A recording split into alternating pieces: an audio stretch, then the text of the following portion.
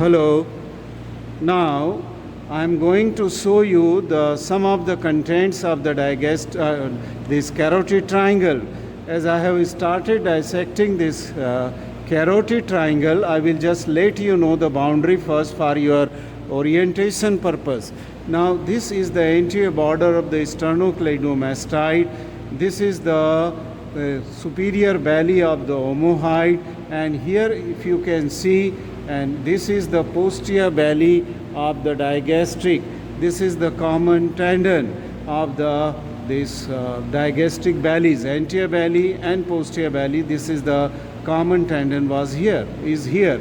Okay, and this area is that of the carotid triangle. So it is superiorly it is superiorly it is bounded by that of the posterior belly of digastric.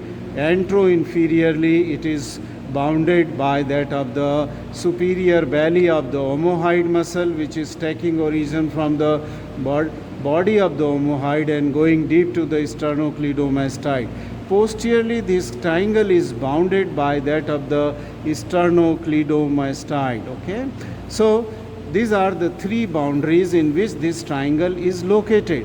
And then just I will tell you that this muscle here is the thyroid, right from the oblique line of thyroid to the greater cornua of the hyoid bone. This muscle is running, and the junction is here. That means the attachment which I can feel with my thumb is this. The greater cornua is deep to it.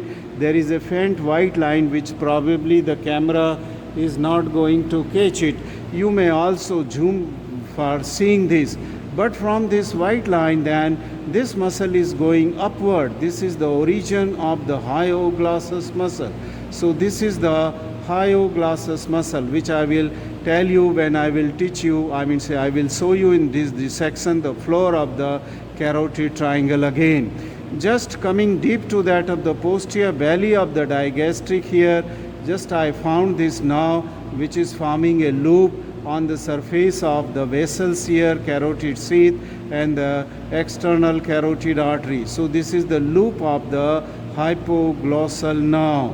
And then I got some of the branches which are coming out from the hypoglossal nerve in my forceps, and I am moving it. If the camera can catch it, you can see this branch which is coming out from here, from that of the hypoglossal nerve. And this is going to the muscle. Just I am pulling it little. You can see the pull by zooming it. You can see this is going to this muscle, which is called as the thyroid muscle. It is said to be supplied by C1 fibers, okay, not directly from that of the hypoglossal nerve. If I will lift this hypoglossal nerve, and probably you will be able to see that. Just a minute, let me hold it with some other forceps.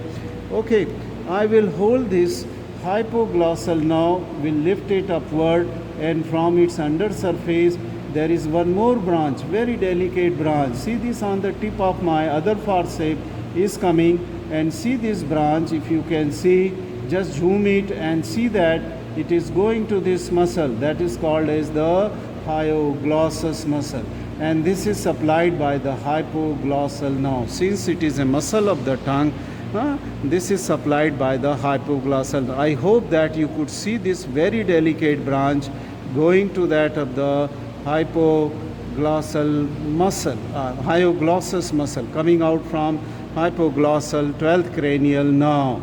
Then third thing which I want to show you before it breaks, because it is all these three branches are very delicate and may break.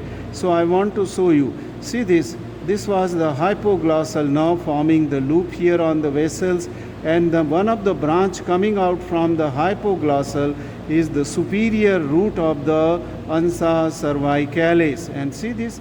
This was directly going downward here, and this is the superior root of the ansa cervicalis. We will get inferior root if I will be able to get it on the deeper dissection. I will show you and will try to get the loop. But I have shown you here because I am in the process of going to the other contents, and while just searching for the other content, especially the branches of the external carotid artery in this triangle, I am afraid that I may break these delicate branches. So I have shown you here. Okay, I will come after some time after dissecting the some other parts.